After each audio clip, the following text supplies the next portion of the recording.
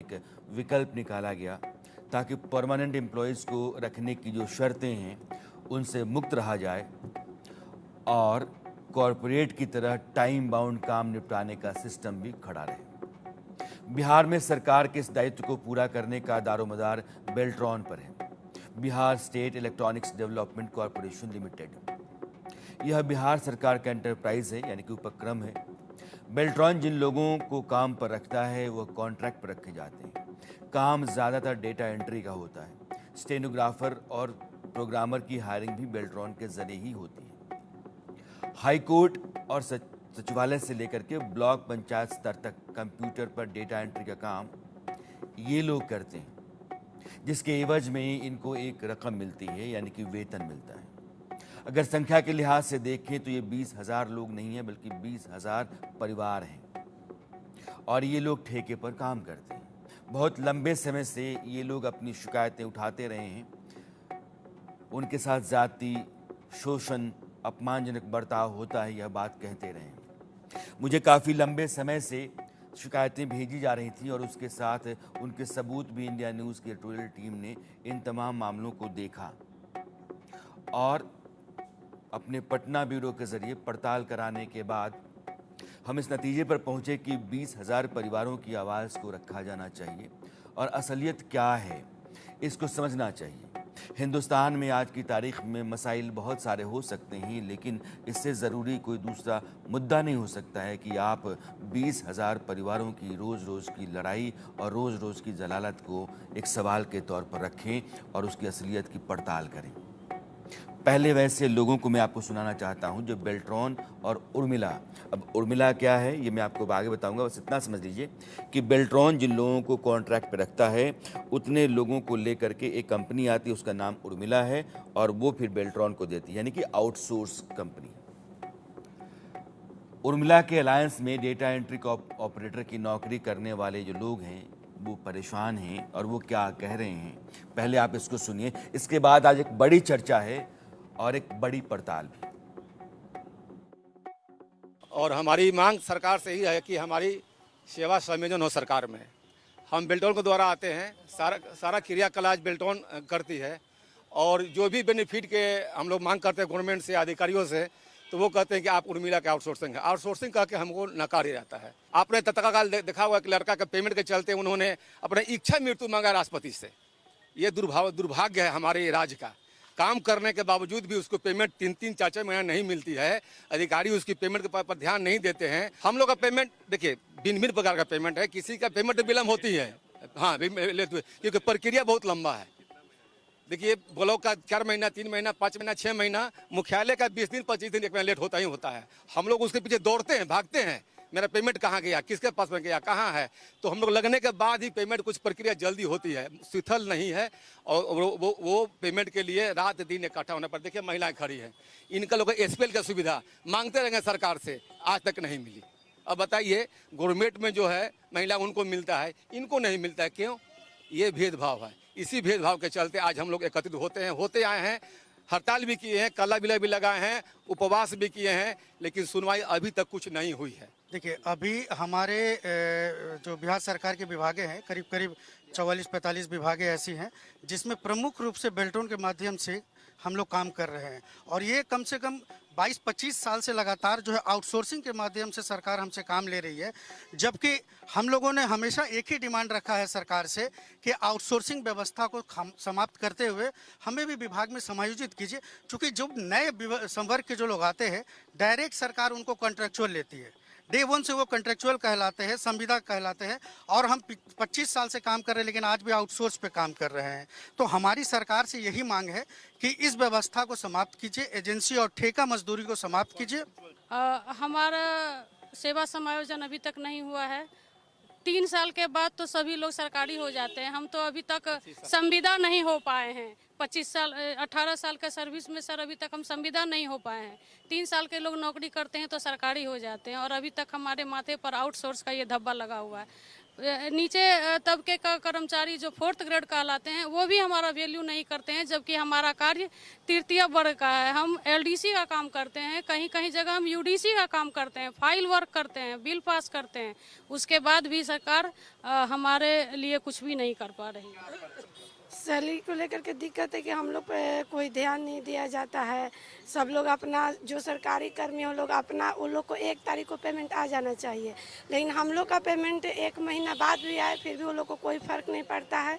हम लोग को उन लोग के पास बार बार जाना पड़ता है और लोग हमेशा दिमाग में बैठाते हैं कि अरे ये लोग तो आउटसोर्सिंग है, इस लोग को जब चाहेंगे तब यहाँ से हटा देंगे, जबकि हम लोग काम भी अच्छा करते हैं या जो भी काम है हम ही लोग करते हैं।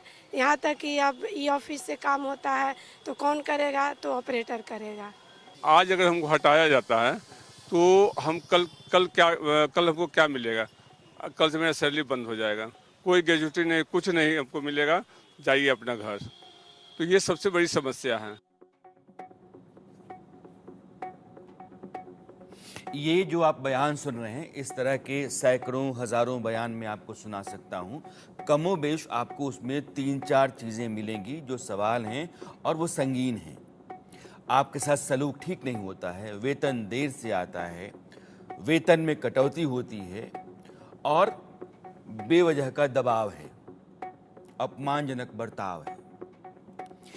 ये जितने भी लोग हैं, इनके साथ साथ मैं आपको दिखाना चाहता हूँ, जब इंडिया न्यूज़ की तरफ से ये मुद्दा उठाया गया तो बेल्ट्रॉन के परेशान डेटा एंट्री ऑपरेटर की प्रतिक्रियाएं बाढ़ सी आने लगी।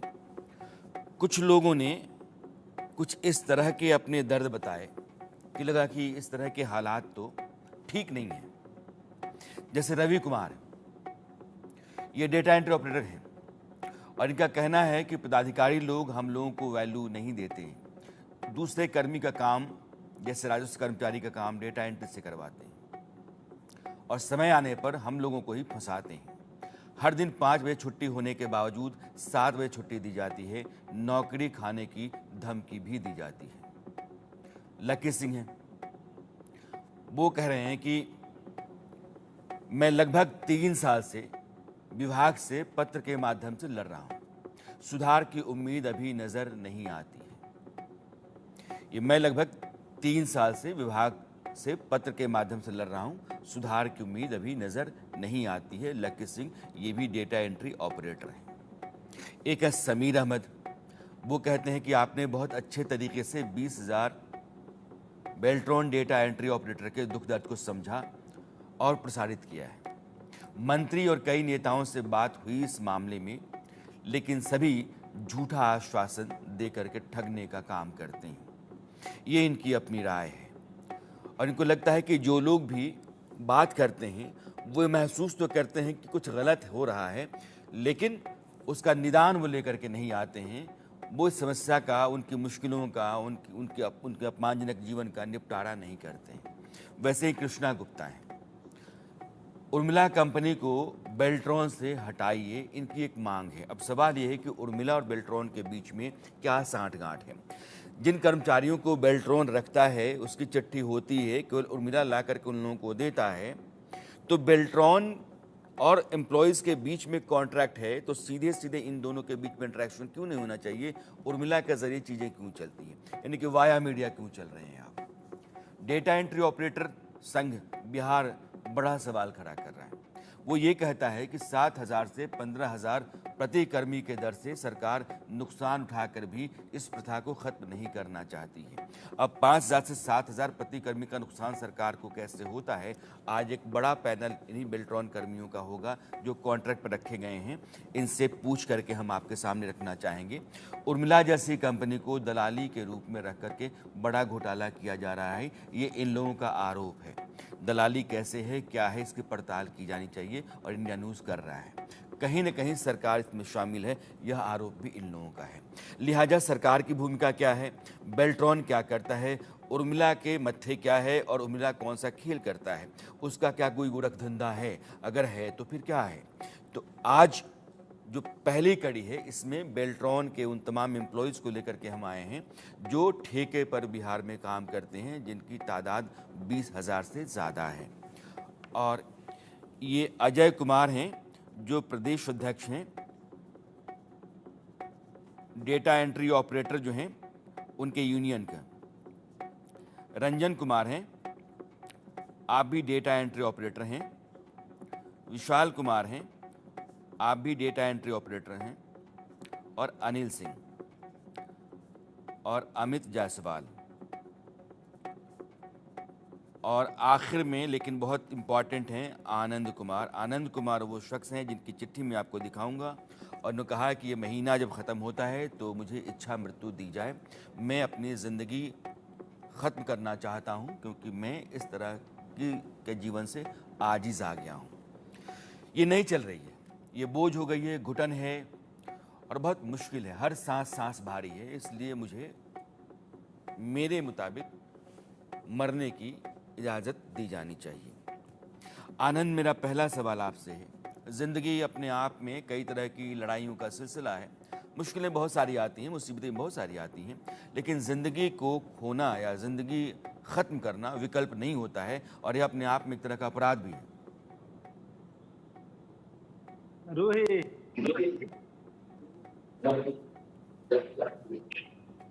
हमारी आवाज जा रही है?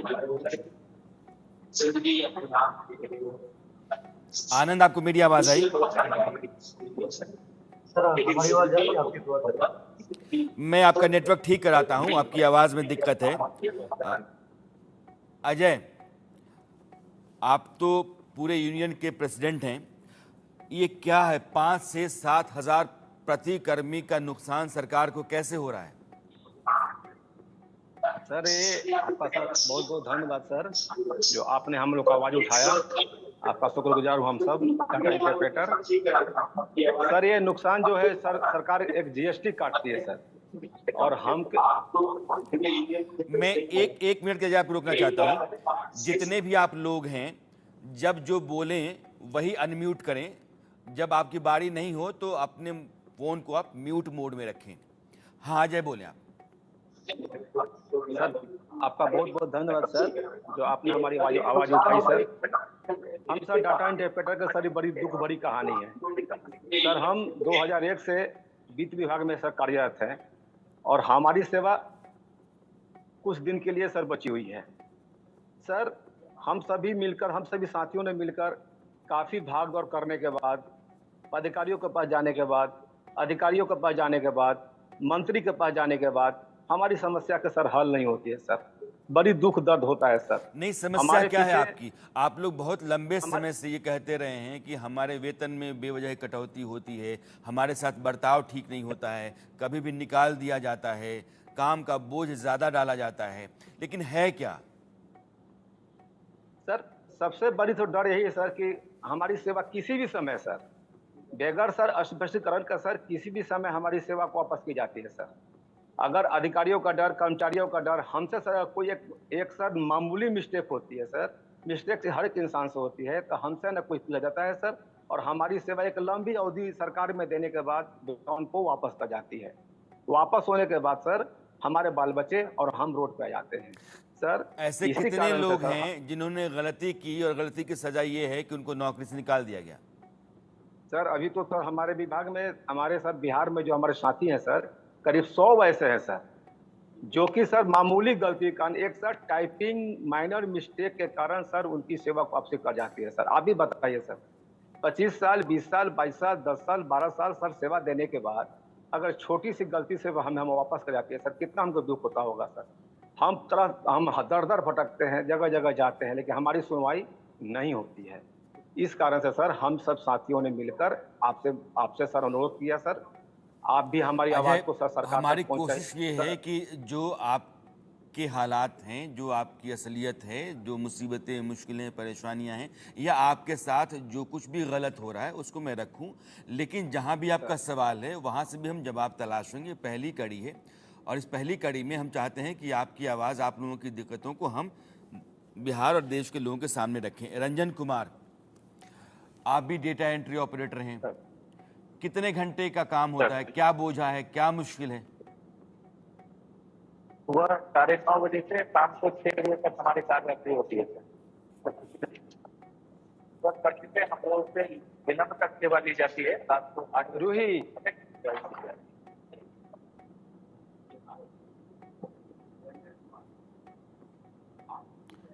रंजन की आवाज़ ठीक है। विशाल, आपकी शिकायत क्या है? धन्यवाद सर। आज हमारी आवाज को जो कई वर्षों से, लगभग 2 दशक से जो दबी पड़ी हुई थी, आपके माध्यम से, आपके चैनल के माध्यम से पूरे देश को ये देखने को मिल रहा है, सुनने को मिल रहा है कि आज बिहार में नीतीश कुमार की सरकार में, सुशासन की सरकार में किस तरीके से ठेका मजदूरी कराई जा रही है पिछले 2 दशक से। बड़ा दुर्भाग्य है हमारा कि हम यहाँ के नागरिक है, बिहार के नागरिक है और बिहार सरकार के लिए काम कर रहे हैं, खून पसीना एक करके सरकार के डेवलपमेंट में हम अपना हाथ बटा रहे हैं और उसके बावजूद भी हमें मिलना कुछ नहीं। आज जो हम 25 साल से ठेका मजदूरी कर रहे हैं, हम सरकार से बस हमेशा एक ही मांग रखे हैं कि हमें एजेंसी पॉलिसी से, ठेका मजदूरी से हटाया जाए और हमारी सेवा सीधे जो है विभाग से समायोजित की जाए, ताकि हमें ससमय वेतन भुगतान अपने विभाग से मिल सके और हमारा पैसा जो है एक मुश्त हमें मिलने का प्रावधान बने। लेकिन बिहार सरकार के सभी स्तर के हमने विभाग स्तर के सभी स्तर के हमने अधिकारियों से और मंत्रियों से मुलाकात की, अनुरोध किया, लेकिन आज 20-22 साल 25 साल निकल गया है, लेकिन हमारी आवाज कितने साल से नौकरी कर रहे हैं आप? सर मेरा 14 साल हो गया नौकरी करते। 14 साल। आपको वेतन कौन देता है? सर वेतन हमारा जो है बेल्ट्रॉन के माध्यम से बिल बनता है, इनवॉइस जनरेट होता है और विभाग जो है सारा जो वेतन है वो विभाग बेल्ट्रॉन को देती है। लेकिन बेल्ट्रॉन जो है एक बिचौलिया है जो उर्मिला नाम से, उर्मिला इंटरनेशनल, उसको रख रखा है, जिसके द्वारा उसकी कमीशन को काटते हुए उसके द्वारा जो है ईएसआई और ईपीएफ का जो दान है उसका जो है कटौती करते हुए हमारे खाते में दिया जाता है। तो बेल्ट्रॉन मैं क्या यही कहना चाहता हूँ। उर्मिला क्या काटती है? सर उर्मिला ईएसआई और ईपीएफ की कटौती करती है। उसके बाद जो उर्मिला का जो कमीशन होता है वो शुरू से हिडन कमीशन रहा है, ना कभी हमारे डॉक्यूमेंट्स में, ना कभी हमारे बिल में, ना कभी हमारे पे स्लिप में उर्मिला का कोई भी जो उसका कमीशन है, जो उसका पैसा है, वो कहीं दिखता ही नहीं है। तो हमें ये समझ में नहीं आता कि उर्मिला रखने का क्या मतलब। एक मिनट विशाल, आप ये कहते हैं जैसे आपका सैलरी स्लिप है तो सैलरी स्लिप में ब्रेकअप आता है, तो ब्रेकअप जितना होता है उसमें क्या उर्मिला का जो हिस्सा होता है वो मेंशन नहीं है? नहीं सर, बिल्कुल भी नहीं। अगर आपने किसी थर्ड पार्टी को रखा है तो जाहिर सी बात है कि उसका क्या कमीशन है और किस कमीशन पे वो काम कर रहा है, उसका जिक्र, उसका जो एक मेंशनिंग है वो आपके इनवॉइस में, आपके बिल में दिखनी चाहिए, लेकिन वो पूरी तरीके से हिडन है और आज तक हमें ये पता ही नहीं चला है कि उर्मिला मुझे आप रखने ये का बताइए, मकसद फर्ज क्या कर है। लीजिए कि आपको 20,000 का वेतन मिल रहा है, 20,000 का वेतन, आपके हाथ में 16,000 रुपये आ रहे हैं, तो जो ब्रेकअप है उसमें 400 रुपये का हिसाब है। फर्ज कर लीजिए कि 4,000 रुपये जो कम आ रहा है, 3,200 रुपये का हिसाब है, 800 का हिसाब नहीं है, तो 800 का हिसाब नहीं है, दिखता है कि आपके ब्रेकअप में? नहीं सर, बिल्कुल नहीं दिखता। अगर हम ऐसे देखें, सारा कैलकुलेशन अगर हम कर लेते हैं, सारा कैलकुलेट करने के बाद हमें ये पता नहीं चलता है कि कुछ पैसा जो है वो 800,000 रुपया ये कहाँ गया, किसके खाते में गया, किसके लिए ये पैसा जो है जमा किया जा रहा है, ये हम कर्मियों को कभी आज तक पता नहीं चला, ना पूछने से कोई बताता है हमें ये बात। ये 800,000 रुपये अगर आपके वेतन के हिस्से में नहीं है तो आप उसकी दावेदारी कैसे कर सकते हैं? आपको 22,000 रुपये मिल रहे हैं, ब्रेकअप में 22,000 दिख रहा है, तो फिर 800,000 रुपये कहाँ गायब हो गए आपके? ये पता नहीं चलता सर। हमने कई बार अपने विभाग के अधिकारियों से इस बात की चर्चा की, हमने जानने की कोशिश की, लेकिन हमें सही उत्तर, सटीक उत्तर कोई देने में सक्षम नहीं हो पाया है आज। आप मेरा जवाब नहीं दे पा रहे हैं, मैं आता हूं आपके पास लौट के। अनिल, आपके साथ क्या है? अनम्यूट कीजिए अनिल। आपकी शिकायत क्या है, आपकी परेशानी क्या है? सर हम बिहार राज्य डाटा ऑपरेटर संघ के उपाध्यक्ष बोल रहे हैं। सर हमारी 25 वर्षों से 20,000 की संख्या में पूरे बिहार में मुख्यमंत्री सचिवालय से लेकर ब्लॉक पंचायत स्तर तक पूरे तन मन से बेल्ट्रॉन के माध्यम से बिहार में सभी ब्लॉक जिला में डाटा इंटरप्रेटर कार्यरत हैं, के साथ प्रोग्रामर है, IT बॉय है, स्टेनोग्राफर है, 4 पद बेल्ट्रॉन के द्वारा हम प्रोवाइड किया जाता है बिहार सरकार में। सर मेरा यही कहना है कि इतनी वर्षों की सेवा देने के बाद हम 2007 से ग्रामीण विकास विभाग में सर कार्यरत हैं, लेकिन अभी तक जॉब की जो सिक्योरिटी होती है, सुरक्षा होती है सर, नहीं है। कभी भी किसी समय अधिकारी के द्वारा एक छोटी सी गलती पर हमारी सेवा बेल्ट्रॉन को वापस कर दी जाती है और यहाँ तक कि इन सालों में एक ऐसा पत्र निर्गत किया गया है बेल्टोन से, उसमें साफ स्पष्ट शब्दों में लिखा गया है कि किसी प्रकार के प्रतिनियुक्ति आपके विरुद्ध लिखी गई है तो आपको पुनर्नियुक्ति कभी नहीं होगी। ये सबसे बड़ा सवाल है सर कि अगर हम मान ली छोटी मोटी गलती करते हैं और विभाग हमारी ये बात को लिख देता है कि इनकी सेवा लायक नहीं है, विभाग में कार्य के लायक नहीं है, तो जीवन भर हम फिर नौकरी नहीं कर पाएंगे बेल्टोन में सर। ये सारी विभाग की बात है। और हमारा परिवार जो कि आज हम 2007 से थे सर, और आज के समय में बच्चे बड़े हो गए हैं, लेबिलिटी बढ़ गई है सर। अगर आज हमको अगर निकाल दिया जाता है तो हम कहीं के लायक नहीं रहेंगे सर। मेरी एक सरकार से, आपके न्यूज चैनल से ये सबसे बड़ी दरख्वास्त है सर, अनुरोध है, अनुनय विनती है सर कि हमारी जॉब सिक्योरिटी प्रदान किया जाए। हमको सेवा सुरक्षा बहुत अहम है, ये सरकार से हमको मिलनी चाहिए। और ये वर्षों की मांग हमारी आज तक पूरी नहीं की गई है। हमको आउटसोर्सिंग व्यवस्था में बेल्टोन के माध्यम से सर सारा कार्य होता है। IT का सारा पत्र हमारे मिल जाता है, हमको छुट्टी मिल रहा है सर, EL मिल रहा है, CL मिल रहा है, और IT के सारे रहता है कि आप आउटसोर्सिंग है, आपको उर्मिला आपकी कंपनी पेमेंट भुगतान करती है, लेकिन केवल वेतन भुगतान के लिए उर्मिला को रखा गया सर। और सारा काम बेल्टोन, नियुक्ति भी बेल्टोन सर करती है। नियुक्ति में वो एजेंसी का चयन करती है और बाकायदे परीक्षा होता है, CBT टेस्ट होता है, हिंदी इंग्लिश टाइपिंग होती है, उसमें पास होने के बाद पैनल बनता है सर। उस पैनल के द्वारा बिहार सरकार के विभिन्न विभागों से रिक्ति का अधिसूचना मांगी जाती है बेल्टोन से, वो प्रोवाइड करता है सर। इतनी बड़ी सर ईमानदारी पूर्वक हम लोग चयन करके आते हैं सर, लेकिन कभी भी, ये सबसे बड़ी बात है सर, हमारी जॉब सिक्योरिटी हो सर। और जॉब सिक्योरिटी जब तक नहीं मिलेगी सर, हम लोग की जीवन बेकार है सर। और आज के डेट में भी 100, 200, 300 हमेशा सर, क्योंकि सर की संख्या में हम लोग हैं, तो इस देखा जाता है आए दिन हमेशा निकाला जाता है सर। और प्रतिक्रिया पूरी रहने के बावजूद हमको फिर पुनर्नियुक्ति नहीं हो पाती है सर, जिसके लिए सर हम क्षमा प्रार्थी है सर। आपके यही अनुरोध है सर कि आप हमारी आवाज को, मैं समझता हूँ अनिल का ये कहना ये है कि हमको ESI, EPF और बाकी जो छुट्टियां होती हैं वो ठीक मिलती हैं, लेकिन कोई 15-20 साल से लगातार काम कर रहा है और अलग अलग विभागों में काम कर रहा है, अपनी जिम्मेदारी निभा रहा है, तो उसके पास जो सबसे बड़ा खतरा है या सबसे बड़ी चिंता है, किसी भी समय वो विभाग से निकाला जा सकता है, और जब निकाल दिया जाता है तो दोबारा उसकी एंट्री के सारे रास्ते बंद हो जाते हैं। तो जो असुरक्षा का भाव है यह ज़्यादा खतरनाक है। और यह एक बार मैं आपको साफ करूं, इनका कहना यह कि चूंकि आप अलग अलग विभाग में काम करते हैं, कोई हाई कोर्ट में है, कोई सेक्रेटेरिएट में है, कोई ब्लॉक में है, कोई पंचायत में है, तो जिस विभाग में भी काम करते हैं उस विभाग की तरफ से पैसा, वेतन बेल्ट्रॉन को आता है। बेल्ट्रॉन रूट करता है उर्मिला की तरफ और उर्मिला के से इनके पास पैसा आता है। अमित, मैं आपके पास आता दूँ, ये शिकायत है कि वेतन देर से आता है, और जैसा विशाल कह रहे थे कि कुछ रकम जो है वो काटी जाती है जो कहीं दिखती नहीं है, इसमें कितनी सच्चाई है?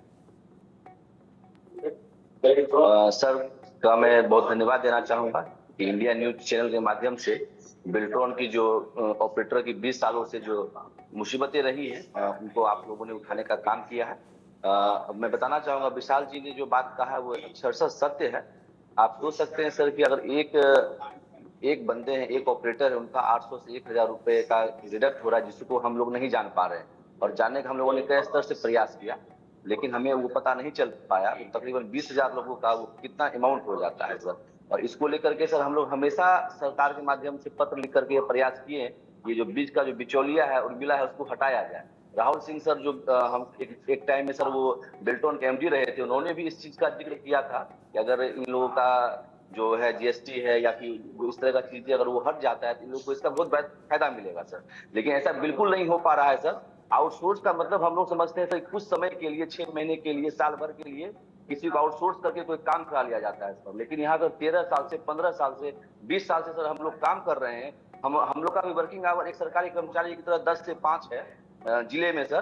तो 10 से 5 हम लोग काम करते हैं। जरूरत पड़ने पर सर 10 बजे से पहले और 5 बजे के बाद कार्यालय में रुकते हैं। तो आखिर ये विषमताएं क्यों, हम लोगों को इतनी विषमताएं क्यों, जब हम लोग सब साथ काम कर रहे हैं, एक साथ बैठ करके वही काम कर रहे हैं जिस काम को लेकर के सरकार दिल्ली में बड़े बड़े जगहों पर प्राइज लेती है कि सरकार जो है अच्छा काम कर रहा है, उसका विभाग जो है आगे बढ़ रहा है। लेकिन अफसोस तब लगता है सर जो उस काम को पीछे से कर रहे हैं, जो हर एक विभाग में सर ऐसे जगह पर गोपनीय विभाग में बने हुए हैं जो इस काम को अंजाम दे रहे हैं, उसका सुधि लेने वाला सर कोई नहीं है। जब हमारी बात आती है कुछ बेहतर करने की तो आउटसोर्स का तमगा दे करके उसे खारिज कर दिया जाता है। इसका कुछ नहीं हो सकता है। तो सर अगर आप बहुत तह तक जाएंगे तो आपको बहुत सारी चीजें पता चलेगी। उर्मिला की कंपनी जो है, उर्मिला इस कंपनी के पीछे कौन लोग हैं, किनका उसको संरक्षण प्राप्त है, वजह से हम लोग का जो ये मांग है चूंकि एक वो ये नहीं सीरीज हो पा है रहा है। और आपकी बात हम सिर्फ रख रहे हैं, आपकी बातों में जो सच्चाई है उसको हम भी परख रहे हैं, और जिन लोगों पर आपके सवाल हैं उन लोगों से भी बात करने की हम कोशिश में हैं। लिहाजा अगला जो हमारा एपिसोड होगा उसमें उर्मिला भी होगा और बेल्ट्रॉन भी होगा। आप दो बातें कह रहे हैं कि वेतन में कुछ हिस्सा जो है ऐसा काटा जाता है जो कहीं दिखता नहीं है और उसका कोई क्लैरिफिकेशन नहीं होता है। दूसरा ये है कि हम बहुत जिम्मेदारी के साथ कुछ महत्वपूर्ण काम करते हैं जो कर लेने भर से किसी आदमी को क्रेडिट दिया जा सकता है, उसकी शाबाशी उसको मिल सकती है, लेकिन वो सब कुछ हमारे हिस्से नहीं आता है, कोई और लेकर के चला जाता है। और बेल्ट्रॉन क्या है, मैं चूँकि हमारे साथ बहुत एक लंबी पाथ है जो बिहार से जुड़ी हुई है, उन सब लोगों के पास मैं चलना चाहता हूँ। गौरव हैं, समीर हैं, वरुण हैं, अभी आनंद के पास भी जाना है। लेकिन बेल्ट्रॉन क्या है ये मैं आपको बताना चाहता हूँ। Bihar state electronics development corporation limited, ये बिहार गवर्नमेंट का एक उपक्रम है।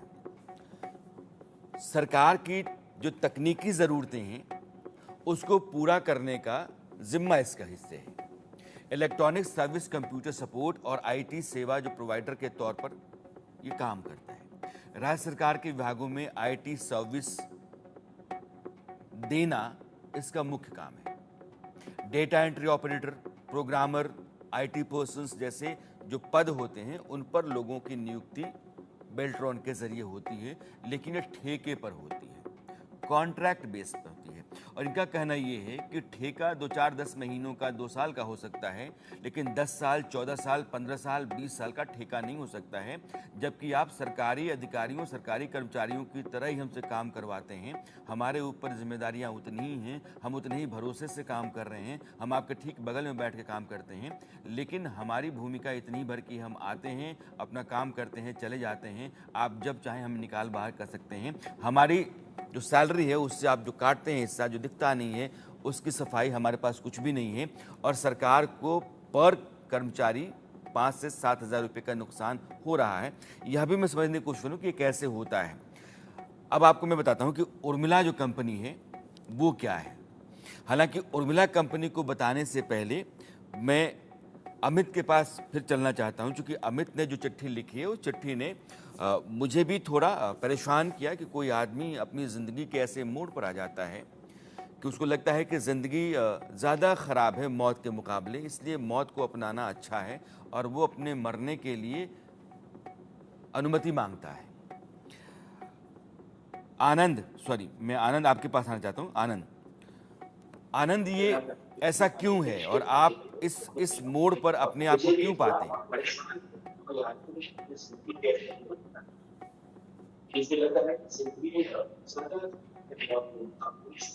हेलो सर, आवाज आ रही है? आनंद, आपसे मैं बात नहीं कर पाऊंगा क्योंकि आप पुअर नेटवर्क में हैं, तो लाजमी है कि आप ऑफ कर लें। देखता हूं नेटवर्क ठीक होता तो हम बात करेंगे। गौरव तिवारी, आपके सवाल क्या हैं?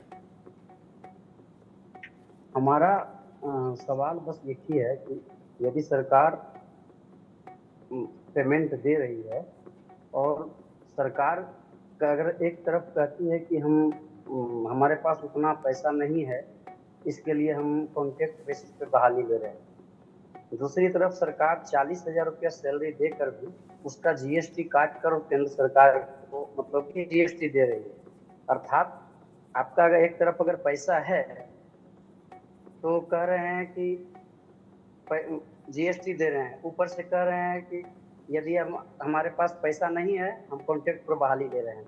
अगर आपके पास पैसा है तो आप रेगुलर बहाली इसको रेगुलर कीजिए या मतलब विभाग से इसको पेमेंट करवाइए, और यदि पैसा नहीं है तो जीएसटी को हटा दीजिए। तो सरकार अपने आप में ही बहुत मुश्किल चीज़ खड़ी की हुई है। यदि पेमेंट ले रही है, सरकार दे रही है, तो सबसे मैंने इसका सैलरी स्लिप, वाउचर, आप लोगों के सैलरी से जीएसटी और स्टेट जीएसटी क्यों काटा जाता है? जी, आप लोगों के वेतन से जीएसटी और स्टेट जीएसटी दोनों क्यों काटा जाता है? क्योंकि सरकार का कहना है कि हम जो है एक वाउचर से पेमेंट कर रहे हैं, सर्विस प्रोवाइड करते हैं, हमें सर्विस प्रोवाइड कर रहे हैं। सर्विस प्रोवाइड मतलब या जिस तरह से कोई चीज का टेंडर होता है या कोई चीज का मतलब करने का मतलब हुआ कि कोई अगर वर्क कर रहे हैं, बल्क अगर तो वो अगर वर्क कर रहे हैं तो उस वर्क के अनुसार हम पेमेंट उसका जीएसटी ले रहे हैं। जबकि समान काम अगर देखा जाए तो हमारे साथी कार्यपालक सहायक लोग हैं, उन लोग का इस तरह से ऐसा कुछ नहीं है। उन लोग का सेम पोस्ट सेम वर्क कर रहे हैं लेकिन उनका जीएसटी नहीं कटता है। हमारा क्या मतलब, कहीं भी कोई भी आपने भी पहले कभी नहीं सुना होगा कि कोई भी एम्प्लॉय 17,000 कमाने वाले के सैलरी से जीएसटी कटता है। ये बात बहुत बड़ी बात है और आपको आपके पास हम एविडेंस भेजे हैं, आप उसे दिखाइए और उसमें से देखिए कि हमारा सैलरी के अलावे जो जीएसटी, सर्विस चार्ज और एम्प्लॉय जीएसटी कितना % कट जाता है? सारा चीज जो है वो एक्स्ट्रा पेमेंट करवा करके और जानबूझ के। गौरव, जीएसटी कितना कटता है? पैसा कटता है जी, जीएसटी कितना कटता है? जीएसटी लगभग 4,000 रुपया के आसपास कटती है। 4,000 से 7,000 तक कट जाता है। जिसका सैलरी जो पिछले 10 साल से काम कर रहे हैं उनका जीएसटी करीब 7,000 कट रही है। वेतन पर निर्भर करेगा। ये एक वाजिब सवाल है वेतन पर निर्भर कि आपने हमें कर्मचारी के रूप में इस्तेमाल किया है, काम कर्मचारी का लेते हैं और मेरे साथ जब वेतन की बात आती है तो आप कहते हैं आप सर्विस प्रोवाइडर हैं। अगर किसी आदमी की 20,000 सैलरी है तो साल में उसको 2,40,000 मिलते हैं। 30 लाख सैलरी है तो 3,60,000 बनते हैं और वो टैक्स नहीं पे करेगा क्योंकि 3,60,000 पर उसके बाकी जो एक्सपेंसेस हैं वो दिखाने के बाद वो अपना टैक्स बचा सकता है। इनके पास उसका कोई विकल्प नहीं है। अगर 30,000 रुपये पर 30,000 सैलरी पे अगर 7,000 रुपये जीएसटी कट रहा है, इसका मतलब ये है कि आप 84-85 हज़ार रुपये जीएसटी में काट रहे हैं। वो आदमी बचा सकता था अगर वो सरकारी कर्मचारी है तो, या फिर सरकारी कर्मचारी की तरह उसके साथ आपने कॉन्ट्रैक्ट किया है तो, कि आपको हमने वेतन आपका दिया और टैक्स का काम आपका है। जो टैक्स आपके ऊपर बनता है वो टैक्स आप पे कीजिए। लेकिन आपने सर्विस प्रोवाइडर के तौर पे लिया है तो सर्विस के रूप में आप जीएसटी काट रहे हैं, जो बचाया जा सकता है इन लोगों के ज़रिए अगर आपने हमको कर्मचारी मान लिया तो, जो नहीं मान रहे हैं। और इसीलिए एक बड़ी रकम जो है वो जीएसटी में आपकी तरफ जाती है और आपको उस पैसे का नुकसान हो रहा है। एक बात समझ में ये आती है, और 15-20 साल से लगातार कोई काम कर रहा है, ठेके पर ही काम कर रहा है, जीएसटी भी कटवाए और किसी भी समय उसको नौकरी से आप निकाल दें, बाहर का दरवाज़ा दिखा दें और उसके साथ सलूक बराबरी का ना हो, उसको भी लगे कि अपमानजनक जीवन है, बगल में सिर्फ आप हुक्म पर काम करते रहेंगे तो हुक्म का इक्का है आप, उसके अलावा आपकी कोई हैसियत दफ्तर के भीतर नहीं बनती है, तो लंबे समय तक काम करने के बाद भी आदमी को ये मलाल रहता होगा कि हमने क्या किया अपने जीवन के 20 साल में। वरुण बिहारी हमारे साथ हैं। वरुण, आपका सवाल क्या है?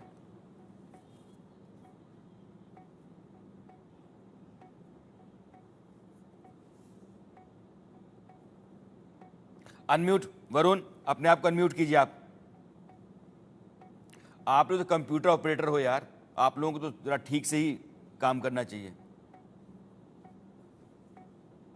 वरुण की आवाज नहीं आ रही है।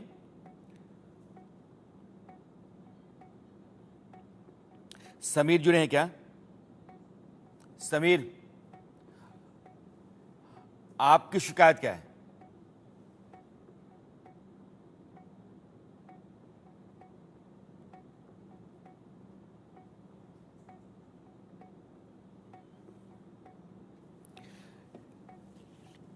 ये अजय कुमार, चूंकि वो नेटवर्क का इशू आ रहा है, आपने सब कुछ सुन लिया है। दरअसल आप लोग क्या चाहते हैं? नंबर 1, नंबर 2, नंबर 3, नंबर 4, ये मुझे बताइए।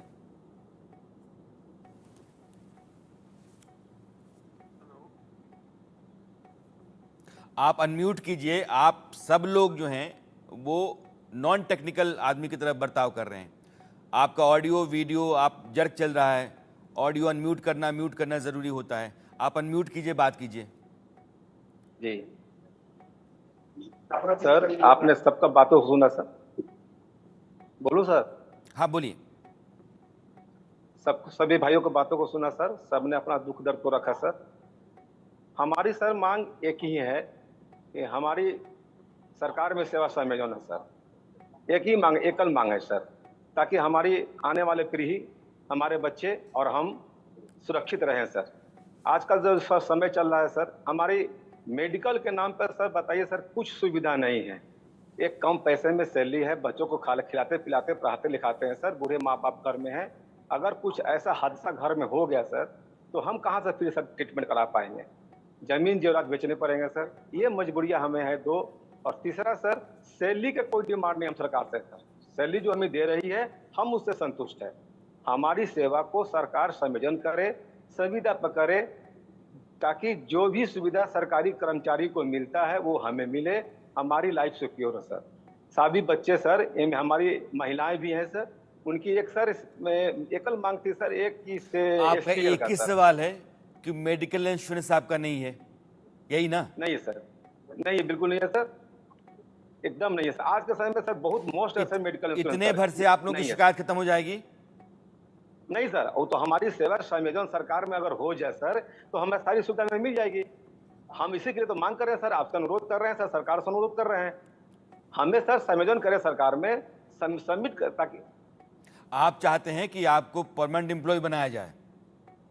सर हमें सर संविदा पे सर, हम तो सर कंस्ट्रक्शन आती है सर, आउटसोर्सिंग के नाम पे सर, आउटसोर्सिंग के नाम पे सर सुविधा आउट है सर, कुछ भी सुविधा नहीं मिलती है। हमें सरकार संविदा पे ले सर, तो संविदा पर बात कर रहे हैं सरकार से लेने के लिए सर, ताकि सरकार पर सर कोई वित्तीय बोझ भी नहीं पड़ेगी। जो भी हमें सर गवर्नमेंट की सुविधा है सर, जो सो कि किसी भी मनुष्य को सरकारी ऑफिस में काम करते हुए मिलनी चाहिए सर, हम सरकार से वही मांग रहे हैं सर। हम काम करते हैं सर, 9:30 बजे जाते हैं, 6 बजे आते हैं, लेट तक रुकते हैं। और सर अहम काम विभाग सर, मुख्यालय सर, मुफस्सिल सर, ब्लॉक स्तर सर, बोर्ड निगम में सर, सचिवालय में सर कार्य कर रहे हैं सर। हम सब उसका सुविधा मांग रहे हैं सर कि हमारी लाइफ को सर सिक्योर कीजिए। आप सुशासन के राज है सर, शोषण मत कीजिए, यही मांग है सर हमारी सरकार से। हमारी सेवा का संयोजन हो सरकार में। ये अमित, आप चूंकि जी सर, अजय से बात करने के बाद मुझे लगता है कि दो ही चीजें हैं कि आप मेडिकल इंश्योरेंस मिल जाए और एक सिक्योरिटी हो सर्विस की, दो ही चीजें हैं। आप क्या कहना चाहते हैं? सर मैं बताना चाहूंगा जी, मैं ये बताना चाहूंगा सर, हम सभी 20,000 computer operator, programmer, IT boy, IT girl, सब की एक मांग है सर, सेवा समायोजन। सर सेवा समायोजन में सर्वनिहित है सर, हर एक चीज है सर। अगर वो हो जाता है सर, तो हर एक पुरुष, हर एक महिलाएं, सबका सर जो भी कष्ट है, सेवा समायोजन का मतलब क्या हुआ कि आपको सरकारी नौकरी दे दी जाए? सरकारी सर, हम सरकार में ही सर और नौकरी कर ही रहे हैं सर। सेवा समायोजन का मतलब ही हुआ सर कि हमें सरकारी कर्मी घोषित कर दे सरकार, फिर क्योंकि सर जो हमको पेमेंट दिया जा रहा है, बाकी सरकारी कर्मचारी जैसे विभाग को ठेंगे पर रखते हैं, आप भी ठेंगे पर रखेंगे, फिर कहेंगे मुझे पेंशन दे दो। फिर बाकी जो सरकारी कर्मचारियों चाहेंगे सर, हम बताना चाहेंगे सर, अमीर सुबहानी सर के द्वारा सर, जो अभी एक समय मुख्य सचिव हुआ करते थे सर, एक लेटर निकला था, उसमें सभी जितने भी प्रधान सचिव हैं या उस लेवल के जो भी पदाधिकारी हैं सर, उनके द्वारा यह कहा गया था कि इन लोगों को जो वेतन दिया जाता है वो level 3 in the sense grade clerk level का पेमेंट है, इनका जो है इनको किया जा सकता है, ग्रुप सी में इनका किया जा सकता है। सर चौधरी कमेटी की रिपोर्ट सौंपा गया था सर आज से 3 साल पहले, उसमें सर जब रिपोर्ट फर्स्ट टाइम बन करके जब वो पेश हुआ था सर, तो उसमें भी सर हम लोग के बहुत सारी बातें थी, लेकिन जैसे ही उसे फिर से रिव्यू किया गया, फिर से उसको पुनर्निर्धारण किया जाए या उसका पुनर्जांच किया जाए, उसमें हम लोग का सारा चीज हटा दिया गया सर। तो सर होता क्या है सर, हम लोग की बहुत सारी चीजें आगे बढ़ती है सर, लेकिन किसी न किसी वजह से सर वो फिर किसी पदाधिकारी का वजह हो, सरकार का कोई लूप होल हो या किसी मंत्री का लूप होल हो, उस वजह से सर फिर उसको बैकआउट ले लिया जाता है। और हमने जो बातें आपको कही है सर, उससे संबंधित चिट्ठी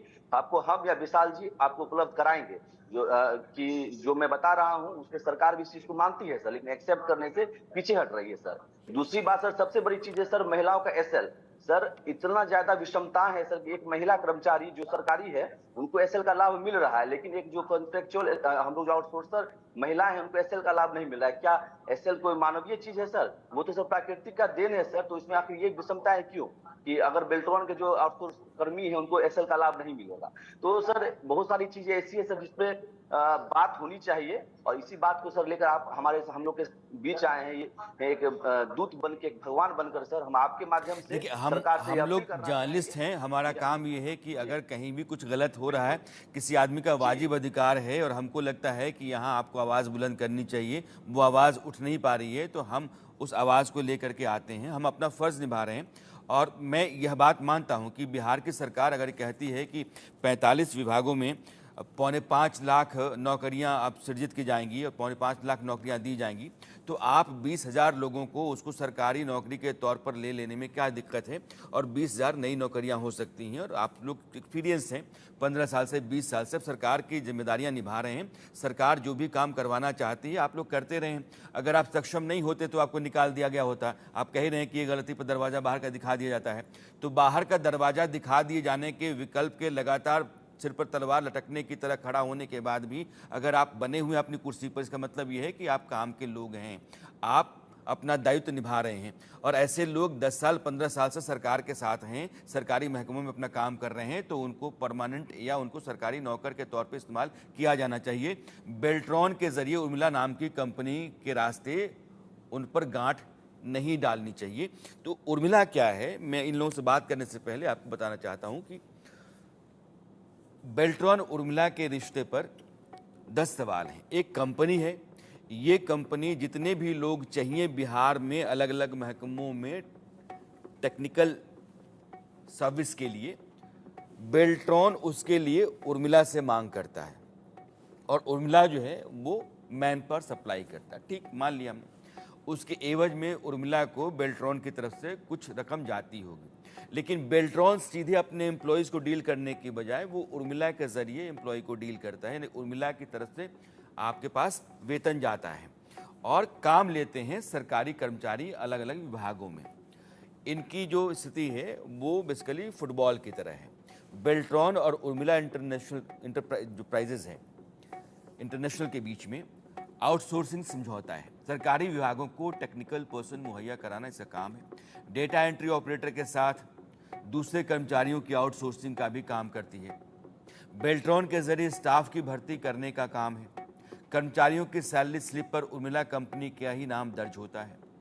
तय सैलरी से सर्विस टैक्स और जीएसटी दोनों यही कंपनी काटती है। तो 550 रुपये सर्विस टैक्स, उसके बाद जीएसटी। यह भी अपने आप में सवाल है कि आप सर्विस टैक्स भी काटते हो और फिर जीएसटी, स्टेट जीएसटी दोनों कटता है। जो डेटा एंट्री ऑपरेटर की तरफ से आरोप लगाए जा रहे हैं, इसी के मुताबिक ये बातें हम आपके सामने रख रहे हैं। अब विशाल, सैलरी में क्या लफड़ा है और उर्मिला की तरफ से आता है तो क्या देरी होती है, उसमें कोई धांधली है, कोई ऐसी बात है जो छुपाई जाती है? सर, सैलरी के साथ ये प्रॉब्लम आता है कि जो हम लोग मुख्यालय में हैं उनको तो सैलरी समय मिल जाती है, लेकिन जो हमारे जिला स्तर के जो कार्यालयों में जो कर्मचारी काम कर रहे हैं बेल्ट्रॉन के माध्यम से, लगभग उनकी सैलरी सर 4 से 6 महीना विलंब से होती है। क्योंकि उसकी वजह ये होती है कि दोबारा विशाल सर, मुख्यालय से सर वो सैलरी जो है जिला स्तर के कार्यालयों में जाने में, उसके अलॉटमेंट को जाने में तकरीबन 3 से 4 महीना लग जाता है। और उसके बाद जो मुफस्सिल कार्यालय है वो अपने ब्लॉक लेवल तक अपने कर्मचारियों को सैलरी पहुंचाने में 1.5 से 2 महीना ले लेती है। तो अगर ऐसे देखा जाए तो एक कर्मचारी को जिला स्तर के कार्यालयों में सर 6 से 7 महीना लग जाता है सैलरी मिलने में। अब आप सोच सकते हैं अगर 6-7 महीना नहीं, तो क्या आप ये कह रहे हैं कि जनवरी की सैलरी जून में मिलती है? बिल्कुल सर, ये जनवरी की सैलरी जून में मिलती है। और क्या आप सभी लोग इस बात से सहमत हैं क्या? हाँ, जिला में वेतन की समस्या नहीं लगती है। ये एक सवाल है और ये गंभीर है। सरकार बहुत मुमकिन है कि जनवरी की सैलरी जनवरी में देती हो और फिर वो सैलरी अगर कहीं और जा रही है और 6 महीने तक के लिए 20,000 लोगों का वेतन कहीं और इस्तेमाल हो रहा है, मैं अपना अंदेशा जता रहा हूँ, मैं दावा नहीं कर रहा हूँ। लेकिन फ़र्ज़ करिए कि जनवरी की सैलरी मार्च में भी मिलती है या मार्च में डिस्ट्रिक्ट पहुँचनी चाहिए, लेकिन मार्च से जून तक, मार्च अप्रैल मई 3 महीने 4 महीने 20,000 लोगों का वेतन अगर कहीं और पड़ा है, उसका इस्तेमाल किसी और तरीके से हो रहा है और फिर अब आ रहा है, तो ये एक सवाल है जिसका जवाब टटोला जाना चाहिए। लेकिन आप ये कह रहे हैं कि पटना से जब वेतन चलता है और वो मान लीजिए कि उसको जाना है समस्तीपुर, तो समस्तीपुर पहुंचा वो 2-3 महीने में, समस्तीपुर से वो ब्लॉक लेवल पर जाने में, कोई आदमी ब्लॉक में काम कर रहा है, पंचायत में काम कर रहा है, तो वहाँ 1.5-2 महीने लग जाएंगे। तो जो आदमी पटना में काम कर रहा है उसके लिए तो हो सकता है कि वेतन उसका जल्दी आ जाएगा, लेकिन जो आदमी मुंगेर में काम कर रहा है या जो आदमी किशनगंज में काम कर रहा है, जो आदमी पूर्णिया में है या अररिया में है, तो उसका वेतन जाएगा 4 महीने 5 महीने में, या सासाराम में है। मैं ठीक हूँ? यही बात मैं आप लोग कह रहे हैं ना? बिल्कुल सर, यही सत्ता है। तो जो नज़दीक वाले ज़िले हैं, पटना में, नालंदा में, हाजीपुर में, आप हो सकता है कि तुरंत आ जाए, लेकिन दूर के ज़िलों में तो आप समझिए कि 3 महीने में वेतन पहुंचेगा ज़िले में, और ज़िले से 1.5-2 महीनों में वेतन पहुंचेगा ब्लॉक में। उसके बाद उस आदमी को मिला 6 महीने तक 20,000 रुपये, 17,000 रुपये सैलरी का आदमी 6 महीने तक अपने परिवार को रख करके और कैसे चल सकता है? आप इस बात को सोचिए। ये अमानवीय है और ये सरासर नाइंसाफ़ी है कि आप एक आदमी को अगर वो छुट्टी ले ले तो आप पैसा काट लेंगे, सीएल नहीं मिलता है, महिलाओं तक को सीएल नहीं मिल रहा है, आपने उसको बंदूक की नोक पर रखा हुआ है, वो काम करेगा ही करेगा, मजबूरी इसकी है कि उसके घर में अगर अनाज नहीं है और घर चला जाएगा तो सारा पैसा उसका डूब जाएगा, तो घर नहीं जा सकता है, तो कहीं ना कहीं से कर्ज मांग करके अपना घर चला रहा है, अपने बच्चों को पाल रहा है और 6 महीने बाद आप पैसा दे रहे हैं। तो ये स्थितियाँ जो हैं ये विकट हैं और ये गंभीर सवाल खड़ा करती हैं। तो बेल्ट्रॉन और उर्मिला, इन दोनों के बीच में क्या कॉन्ट्रैक्ट है? इस कॉन्ट्रैक्ट पेपर को हम निकालने की कोशिश करेंगे। उर्मिला की भूमिका बेल्ट्रॉन के जरिए ठेके पर काम कराए जा रहे एम्प्लॉयज़ के साथ क्या है, यह सवाल भी ज़रूरी है कि जाना जाए। बिहार में सरकारी विभागों में कॉन्ट्रैक्ट के जरिए बहाली होती है, लेकिन बेल्ट्रॉन के जरिए विभिन्न विभागों में जो काम करने वाले लोग हैं आउटसोर्सिंग के जरिए क्यों हैं? जब सभी डेटा एंट्री ऑपरेटर और दूसरे कर्मचारी को बेल्ट्रॉन हायर करता है तो सैलरी बेल्ट्रॉन ही क्यों नहीं दे रहा है? अभी तक की बातचीत में जो सवाल उठ रहे हैं, मैं उन सवालों को आपके सामने रख रहा हूं। बिहार के ज़्यादातर सरकारी विभाग में कॉन्ट्रैक्ट पर बहाली, लेकिन बेल्ट्रॉन आउटसोर्सिंग के सहारे क्यों है? जो टेक्निकल स्टाफ हैं, जो कंप्यूटर बेस्ड काम कर रहे हैं, उनको आपने कहा कि आउटसोर्स कर लो। चपरासी आपका सरकारी नौकरी पे है, लेकिन डेटा एंट्री करने वाला आदमी वो आउटसोर्स है। जब आउटसोर्स का कर्मचारियों का वेतन बेल्ट्रॉन के खाते में आता है तो बेल्ट्रॉन डायरेक्ट वो सैलरी उनको पे क्यों नहीं करता है? उर्मिला आउटसोर्सिंग कंपनी के जरिए ही बेल्ट्रॉन का भुगतान क्यों होता है? उर्मिला कौन होता है? उर्मिला को आप पैसा क्यों देते हैं? आपने ऐसा कॉन्ट्रैक्ट क्यों किया कि सरकार दे बेल्ट्रॉन को, बेल्ट्रॉन दे उर्मिला को, उर्मिला दे कर्मचारी को? क्या मतलब है ये तो अजीब सी स्थिति है। सरकार से सीधे जा सकता है, जिस डिपार्टमेंट का पैसा है, एग्रीकल्चर का पैसा है, एडमिनिस्ट्रेशन का पैसा है, पंचायत का पैसा है, उस डिपार्टमेंट सीधा जा सकता है कि मेरे यहाँ कॉन्ट्रैक्ट पे इतने लोग हैं, उनका वेतन ये है, परमानेंट ये लोग हैं, उनका वेतन ये है, मेरे वर्टिकल में ये लोग हैं, इनका पैसा सीधे जाता है। चलो मैंने मान लिया कि डिपार्टमेंट नहीं दिया, बेल्ट्रॉन को आपने दिया, बेल्ट्रॉन ने उसको दे दिया, लेकिन बेल्ट्रॉन फिर देता है वो उर्मिला को। ये जो पूरा मकर जाल है, इसमें कुछ सड़ांध है और ये कई तरह के सवाल संदेह पैदा करने के लिए काफ़ी है। उर्मिला आउटसोर्सिंग कंपनी से बेल्ट्रॉन का क्या कनेक्शन है? दोनों के बीच कौन सा कॉन्ट्रैक्ट है? और सरकार का पैसा, जो हमारा आपका पैसा है, जो टैक्स आप पे करते हैं, सरकार के पास पेड़ नहीं है पैसे की कि उसने उनको हिलाया और पैसे गिर गए। जो टैक्स हम देते हैं वो सारा टैक्स यही वेतन के तौर पर जाता है। मेरा पैसा सरकार को देना है, समाज में किसी आदमी को। आप बेल्ट्रॉन के बाद उर्मिला के बाद फिर उस आदमी के पास, और आपने उसको मर्जी का गुलाम बना के रखा हुआ है। 20,000 लोग, मैं फिर से कहता हूं, अगर बंदूक की नोक पर 24 घंटे काम कर रहे हैं, 5-6 महीने वेतन का नहीं आने के बावजूद काम कर रहे हैं, इसका मतलब ये परिवार को सांसत में डाल करके, अपने आप को मुसीबत में डाल करके ये लोग काम कर रहे हैं। और काम नहीं करने, गलती करने का खामियाजा ये है कि आपको तुरंत नौकरी से बाहर जाना पड़ेगा, किसी भी वक्त आपको ठोकर मारा जा सकता है। उस हालत में अगर कुर्सी पर बने हुए हैं तो कुछ तो कर रहे होंगे, ये फाका मस्त तो नहीं कर रहे होंगे, ये समय नहीं काट रहे होंगे। तो लाजमी है कि अगर इनको सरकारी नौकरी आप नहीं दे रहे हैं, और मुझे लगता है कि सरकारी नौकरी देने में क्या दिक्कत है। 45 डिपार्टमेंट में आप कह रहे हैं कि 4.5 लाख नौकरियां निकलने, भर्ती ही भर्ती, विज्ञापन आ रहा है, भर्ती ही भर्ती, बम्पर भर्ती, बिहार सरकार में भर्ती, आइए भर्ती, फॉर्म भरिए भर्ती। तो इन 20,000 लोगों को नौकरी दे दी ना। अगर 20,000 लोगों को नौकरी नहीं दे सकते हैं तो कम से कम सरकार सीधा इनको सैलरी दे। आप जीएसटी क्यों काटते हैं? रंजन सर, आपका कुछ सवाल, आप कुछ कहना चाहते हैं? जी हाँ बिल्कुल सर, मैं बताना चाहूँगा। पहले तो इंडिया न्यूज़ को बहुत बहुत धन्यवाद कि हम जैसे कर्मचारियों की आवाज़ को इतने बड़े प्लेटफॉर्म पे लाके आपने प्रदर्शित किया है, जो सरकार को ये मैसेज देने के लिए काफ़ी है कि हम लोगों की आवाज़ जो है वो जनता के बीच जाएगी और आपके चैनल के माध्यम से जाएगी। हम बेसिकली सर बताना चाहते हैं कि बेल्ट्रॉन जो है वो राज्य सरकार का एक उपक्रम है जो IT मैन पावर सप्लाई करने के लिए निर्धारित की गई है। एकमात्र चयनित एजेंसी पूरे बिहार की है जो बेल्ट्रॉन है। बेल्ट्रॉन सारे डाटा एंट्री ऑपरेटर के लिए एक वैकेंसी निकालती है, उनका बाजाबते चयन करता है, एग्जाम लेता है, उसके बाद एक रिजर्वेशन कैटेगरी के तहत पैनल तैयार करता है। पैनल के आलोक में जो है सारे विभागों को सेवा मांग के आधार पर सेवा उपलब्ध कराता है और सारे सेवाएं उपलब्ध कराने के बाद जो है विभाग से वेतन की जो राशि है वो सीधे बेल्ट्रॉन को उपलब्ध कराई जाती है। बावजूद इसके बेल्ट्रॉन को जब वेतन उपलब्ध कराई जाती है तो बेल्ट्रॉन 1 महीना, 1.5 महीना, 2 महीना उस वेतन को प्रोसेस किए, क्या भाई तो मेरे कार्यालय में ये वेतन की प्रक्रिया की जा रही है ताकि आपको भुगतान किया जा सके।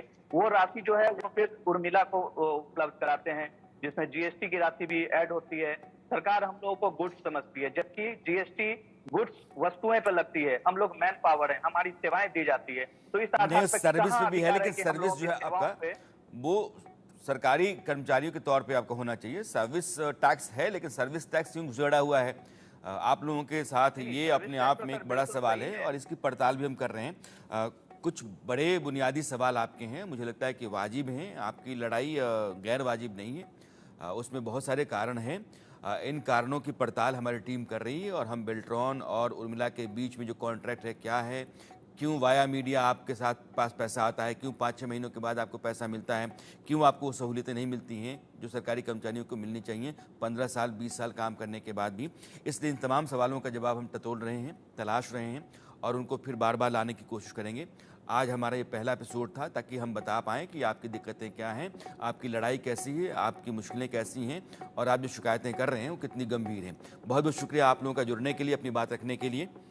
और ये बिहार में वैसे 20,000 लोग जो बेल्ट्रॉन के ज़रिए कॉन्ट्रैक्ट पर लिए जाते हैं और उनकी ज़िंदगी आज की तारीख में कई तरह के सवालों के घेरे में है और सवाल वाजिब हैं। इंडिया न्यूज़ इन सवालों की पड़ताल लगातार करता रहेगा और इनका हक इनको मिले, इस बात की हम हर मुमकिन कोशिश करेंगे।